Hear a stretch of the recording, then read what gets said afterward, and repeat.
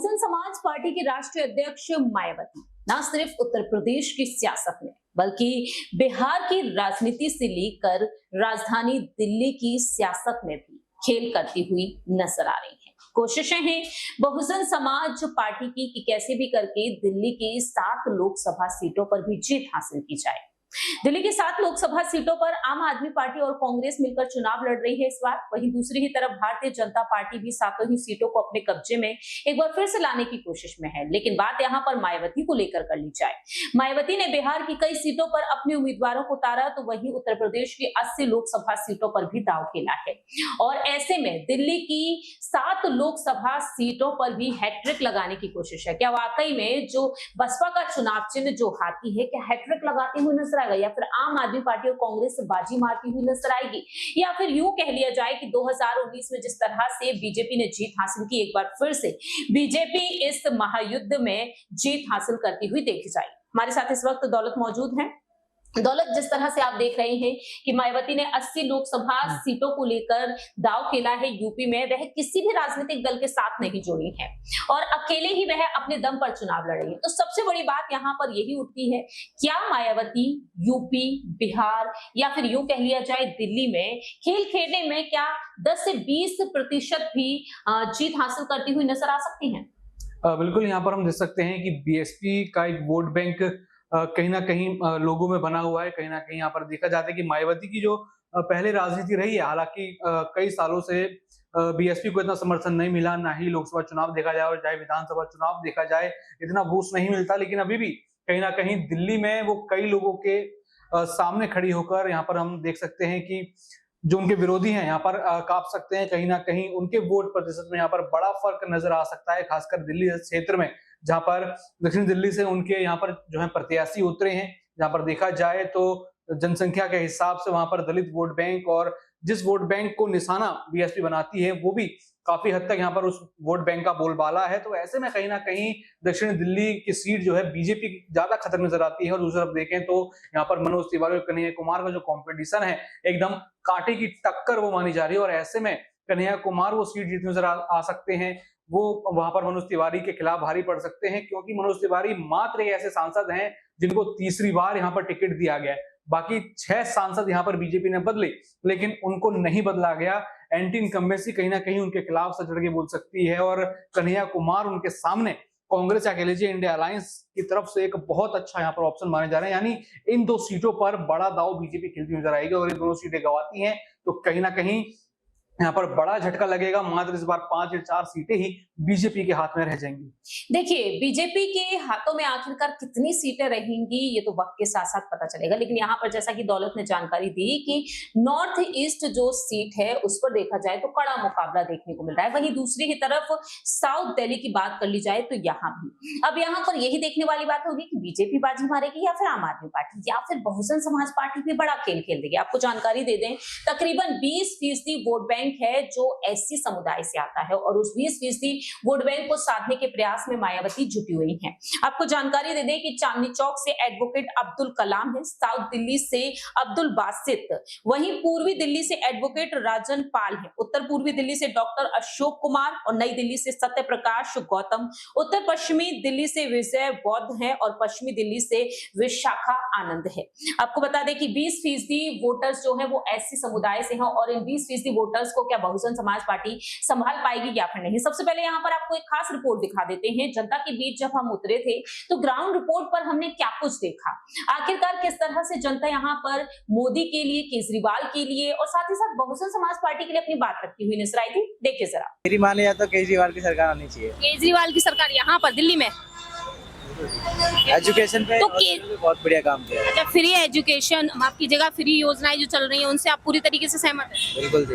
लेकिन पीएम मोदी कहते हैं कि केजरीवाल जी की जो पार्टी है वो भ्रष्टाचार करती हुई नजर आ रही है, आप इससे कितना सहमत हैं? कहने को तो जी कुछ भी कह सकते हैं। अब देख लो, जेल में डलवा दिया उनको, कुछ ना कुछ उनको भी डर है इन बातों से।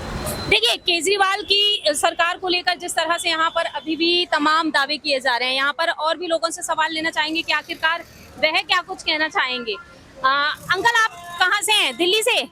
मथुरा से। यूपी में आपने वोट किया किसे? कांग्रेस को। कांग्रेस को। कांग्रेस से क्या उम्मीद है आपको? बढ़िया काम करेगी, बहुत बढ़िया आदमी है राहुल। राहुल गांधी। अच्छा, तो राहुल गांधी को लेकर भी तो कई सारे ऐसे जो सवाल बनने लगे हैं, लोकप्रियता उनकी काफी बढ़ती जा रही है, भारत जोड़ो यात्रा उन्होंने निकाली, तो क्या राहुल गांधी आने वाले जी 70 साल में क्यों नहीं निकाली जब सरकार नहीं है? ये सवाल तो आप इन्हीं से पूछिए, ये कांग्रेस के 70 समर्थन साल में, से आप क्यों नहीं बीजेपी के निकाली? समर्थन में है। 70 साल क्या कर रहे थे बैठ के? 70 आप साल बताओ, के आप सो क्या रहे थे? पूछ रहे हो? हम यही पूछ रहे हैं कि राहुल गांधी की जो लोकप्रियता बढ़ती जा रही है, उसे लेकर लोगों ने ये तक कह दिया कि राहुल गांधी को अगला पीएम होना चाहिए। ये क्या है? तो राहुल गांधी जी में आपको वो सारे गुण नजर आते हैं, और पीएम मोदी की टक्कर में क्या राहुल गांधी वाकई में टक्कर देते हुए सफल होते हुए नजर आएंगे? बिल्कुल 100%। 400 क्रॉस जाएंगी, 400 क्रॉस, बीजेपी 400 150 भाजपा 150 भाजपा 150, 100% लिख लो आप। 400 प्लस। तो 150 अकेला जी अच्छा, बाकी जो इंडिया अलायंस है वो गठबंधन की 300 से ऊपर है। अच्छा जी। तो अभी दिल्ली में देखा जाए, जिस तरह से हम देख रहे हैं कि 7 लोकसभा सीटें, उन 7 ही लोकसभा सीटों पर जिस तरह से लोग चुनाव लड़ते हुए नजर आ रहे हैं, उससे देखा जाए तो कहीं ना कहीं 7 लोकसभा सीटें जहां पर आम आदमी पार्टी और कांग्रेस पार्टी मिलकर चुनाव लड़ रही है। तो अब ये यहाँ पर देखने वाली बात होगी कि क्या वाकई में आने वाले दिनों में भारतीय जनता पार्टी यहाँ पर एक बार फिर से बाजी मारती हुई नजर आएगी। 25 तारीख जो काफी ज्यादा मायने रखती है, 25 तारीख को मतदान होंगे दिल्ली की 7 ही लोकसभा सीटों पर। पिछली बार 2019 के लोकसभा चुनाव में हमने देखा था कि भारतीय जनता पार्टी जीत हासिल करती हुई नजर आई, लेकिन इस बार बीजेपी क्या वाकई में बाजी मारती हुई नजर आएगी? आप क्या कहना चाहेंगे भैया लोकसभा चुनाव के बारे में? क्या बोलूंगा मैं इसमें। चाहिए आया है दाढ़ी वाला, जिसको कहते हैं चाय वाला, नरेंद्र मोदी दामोदर, देश बर्बादी की तरफ चला गया। 400 का सिलेंडर 1200 का हो गया। जो 10,000 की 8,000 की नौकरी करता है गरीब आदमी, समझिए उसका बुरा हाल हो गया है। ये कहता है अमृतकाल, देश का लूट रहे हैं माल, समझिए, और बजा रहे हैं खाली गाल। बहनों भाइयों, इससे बात नहीं बनेगी। बोलने में हीरो है, काम करने में जीरो है, समझिए। देश को लूट लिया मिलके जुमलेबाजों ने, इनकी झूठी झूठी बातों ने और झूठे झूठे बाजों ने, समझिए। जमाना इनको समझता है नेक बर्बाद, मगर ये क्या है कैसे है किसी को क्या मालूम। ये वहीं वहीं पर कयामत हो, ये जिधर जाए धीरे धीरे से वोट वहां से चोरी हो जाए,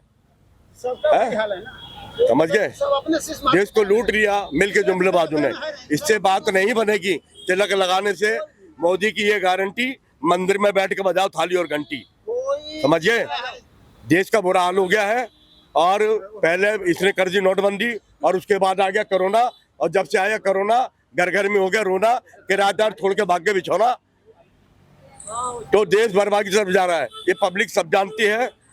क्योंकि जैसे मोदी जी कहते हैं कि मोदी की ये गारंटी, जब घरवाले को छोड़ के जंगल में भाग गया उसकी गारंटी नहीं ली इसने।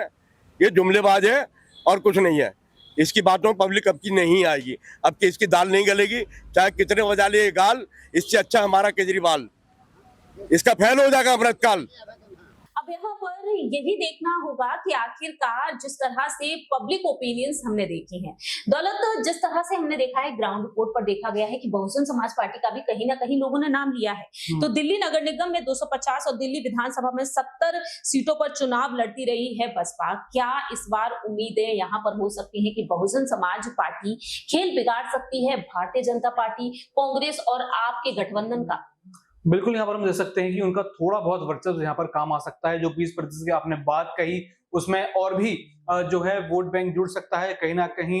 यहाँ पर देखा जाए वो वोट बैंक जो कहीं ना कहीं बीजेपी से भी नाराज है, आम आदमी पार्टी से नाराज है। हमने लोगों से जब जाना तो बीजेपी से भी नाराज है, आम आदमी से भी नाराज है, कांग्रेस से भी नाराज है, क्योंकि उन्होंने तीनों का शासन काल यहाँ पर देख लिया है और एक नए ऑप्शन की तरफ वो जा रहे हैं। तो कहीं ना कहीं बीएसपी उनके लिए अच्छा ऑप्शन हो सकती है। और कहीं ना कहीं उत्तर प्रदेश में जो कार्य मायावती ने किए हैं वो भी यहाँ पर सिंबल के तौर पर नजर आ सकते हैं कि जैसा उत्तर प्रदेश उन्होंने चलाया, कहीं ना कहीं अगर दिल्ली में उनके कुछ सांसद बैठे होंगे तो उन इलाकों में अच्छा विकास हो सकता है, या फिर इन इलाकों में धर्म की बात छोड़कर और भी कई यहाँ पर बातें हो सकती है। तो कहीं ना कहीं बड़ा बदलाव तो बीएसपी यहाँ पर लेके आएगी और चुनौती सबके ही लिए यहाँ पर वो खड़ी कर सकती है।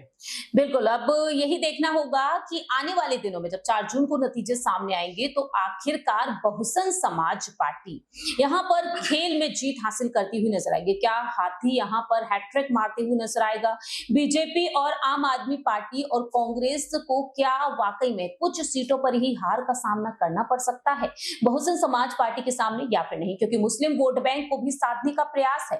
मायावती लंबे वक्त से यहाँ पर अपने उम्मीदवारों को उतार रही हैं और उत्तर प्रदेश में हमने देखा 2019 में कि सपा के साथ मिलकर 10 सीटों पर मायावती की पार्टी ने जीत हासिल की और 5 पर समाजवादी पार्टी ने।